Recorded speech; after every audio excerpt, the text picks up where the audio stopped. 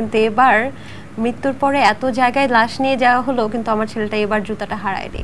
তো এই আবেগী বাঙালি বলেই আসলে এরকমটা সম্ভব হয় আমার কাছে মনে হয়। এজন্যই আসলে ৭১-এও আমরা স্বাধীনতা পেয়েছি। আপনার মায়ের পায়েস মিস করেন? হ্যাঁ করি, সব কিছুই করি। কাজ হারানোর ভয় ছিল না আপনার? অবশ্যই না, মানে কাজ হারানোর ভয় এখানে কোত্থেকে থাকে? কিছুটা তো হয়েছেই ভাঙচুর, সেটা অস্বীকার করার জন্যই। সেটা শুধু হিন্দুদের বাড়িও না, যেমন মাশরাফি তো আসলে হিন্দু না। আমার হয়তো টানটা একটু বেশি কাজ করেছে, কারণ আমি তো ওই জায়গাটা আমি দেখতে পাচ্ছি ছবি। এখন যে ছবিটা আমি দেখছি পানিতে ডুবে আছে, ওই জায়গায় তো আমি হেঁটেছি, খেলেছি। মুরব্বি ড্যাশ, নাটক ড্যাশ, নাটক কম করো প্রিয়। এই ওয়েট ড্যাশ।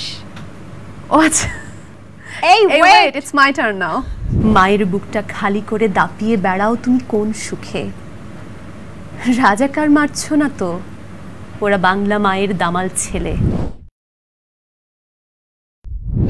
দর্শক, দ্য টক রুমের আজকের অতিথি মিষ্টি একটা মেয়ে। শুধু মিষ্টি মেয়ে না, তিনি কিন্তু মিষ্টভাষীও। এই চেয়ারটায় সাধারণত আপনারা তাকে দেখেন, তবে আজকে উপস্থাপিকার চেয়ারে তিনি নন, তিনি আছেন গেস্টের চেয়ারে। কেমন আছেন? হ্যালো, ভালো আছি। আচ্ছা, আপনি কি ইন্ট্রোভার্ট? আমি কি ইন্ট্রোভার্ট? কি মনে হচ্ছে? সবার কাছ থেকে শুনছিলাম যে আপনি নাকি একটু ইন্ট্রোভার্ট। আসার পরে একদম শিওর হয়ে গেছি। ওকে, তাহলে তুমি যেহেতু বলেই দিয়েছো তাহলে সেটাই সই। একদম, কিন্তু ক্যামেরার সামনে তো আপনার এই ইন্ট্রোভার্ট ব্যাপারটা বোঝা যায় না। সেটাই তো আসলে আমাদের হয়তো কাজ, ব্যক্তিগত ইমোশনটাকে ছাপিয়ে কাজটা করা। আচ্ছা, অদ্ভুত উটের পিঠে চলছে বাংলাদেশ, এই কথাটা আসলে আপনি কেন গণমাধ্যমে বলছেন? ও একটা নিউজ মনে হয়, একটা গণমাধ্যমে আপনি বলেছেন যে অদ্ভুত উটের পিঠে চলছে বাংলাদেশ।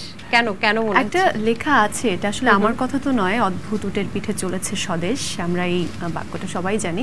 সেটা আসলে একটা ইন্টারভিউর জন্য আমার সাথে কথা হচ্ছিল সাংবাদিক ইমরুল নূরের, ওর সাথে ক্যাজুয়ালি যখন আলাপ করছিলাম, প্রসঙ্গটা ছিল বাংলাদেশের টেস্ট সিরিজ, পাকিস্তানে সাকিব ভালো পারফর্ম করছে এবং একই সাথে সে যখন মাঠে পারফর্ম করছে দুর্দান্ত, সেই সময়টা আমাদের এখানে আলোচনা হচ্ছিল যে তার মার্ডার কেসের ব্যাপারে, সবাই জানে সেটা শিরোনাম হচ্ছিল। তো ওই ব্যাপারটা নিয়েই বলছিলাম যে এমন অদ্ভুত কিছু হচ্ছে চারদিকে, আসলে দেখে অনেক সময় মনে হচ্ছে যে থাকে না যে অদ্ভুত উটের পিঠে চলেছে স্বদেশ, একটা লাইন পড়েছিলাম ছোটবেলায়, ওটা মনে পড়ে যাচ্ছে। বাট আশা করি সব ঠিক হয়ে যাবে, এরকম ছিল কথাটা, পরে লেখায় উঠে এসেছে আর কি। এই যে একটা হত্যা মামলা হয়েছে সাকিব আল হাসানের উপরে, এই বিষয়টায় আপনার মতামতটা কি? আসলে এটা কি ঠিক বা যথাযুক্ত?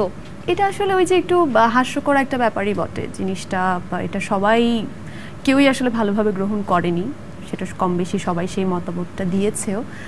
ইট ডাজন্ট মেক এনি সেন্স। তো এটা আমার কাছে খুব অদ্ভুত মনে হয়েছে, আর কিছুই না। আসলে এই যে ছাত্র আন্দোলন তো একটা যৌক্তিক আন্দোলন বলে আপনি মনে করছেন কি? হ্যাঁ, অবশ্যই। সেই আন্দোলনে যখন আসলে মাশরাফি বিন মুর্তজা একটু নিশ্চুপ ছিল, তখন কিন্তু বিক্ষুব্ধ জনতা যখন এই যে ৫ আগস্টের পরে বা ৩৬ জুলাইয়ের পরে তার বাড়িতে ভাঙচুর করে, এই বিষয়টাকে আপনি কিভাবে দেখছেন? আমি সেটাও ভালোভাবে দেখছি না অবশ্যই।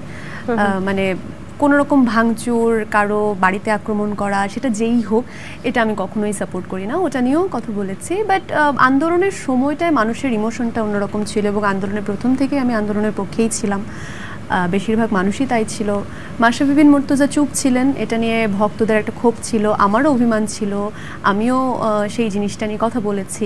কিন্তু দিন শেষে উনি কি অনুভব করেছেন সেটা হয়তো উনিই জানেন। উনি তো পরে বললেন যে ওনার মেয়ে যখন ইনস্টাগ্রামে আন্দোলনের পক্ষ হয়ে পোস্ট দিচ্ছে, উনি মেয়েকে বলেছেন যে তুমি করো, মানে আমি তোমাকে বাধা দিচ্ছি না। মাশরাফি বিন মুর্তজার নড়াইলের বাড়িতে আগুন বা অগ্নিকাণ্ড হয়েছে বা ভাঙচুর হয়েছে, এই ঘটনাটাকে কেন্দ্র করে ভারতীয় বিভিন্ন পেজে, যে পেজগুলো আসলে ভালো রিচ করছে মানুষের কাছে, সেই পেজে বলা হচ্ছে যে লিটন দাস যিনি খেলোয়াড়, তার বাড়িতে আগুন দেওয়া হয়েছে এবং হিন্দুরা এখানে কোনোভাবেই আসলে শঙ্কামুক্ত না। তো এই বিষয়টা কি আপনি দেখেছেন? হ্যাঁ, ভীষণ রকম। তো আমরা দেখেছি যে একটা সময় কতিপয়, সব ভারতীয় এক নাগারে আমি বলতে চাই না, কতিপয় ভারতীয় মানুষ সেটাকে খুব বাজেভাবে প্রোপাগান্ডা করছিল যে বাংলাদেশে হিন্দুদের ওপর অনেক অত্যাচার হচ্ছে। কিছুটা তো হয়েছেই ভাঙচুর, সেটাও অস্বীকার করার জন্যই। সেটা শুধু হিন্দুদের বাড়িও না, যেমন মাশরাফি তো আসলে হিন্দু না, তার বাড়িতেও হয়েছে, তার রাজনৈতিক কারণে হয়েছে, দলগত কারণে হয়েছে, বিভিন্ন কারণে হয়েছে। ওই সময় যখন ল অ্যান্ড অর্ডার একদমই ছিল না, তখন দলগত না, ধর্মীয় না, হয়তো এমনিতেই চোর ডাকাতের তো আসলে অভাব নেই, আছে তো খারাপ মানুষ।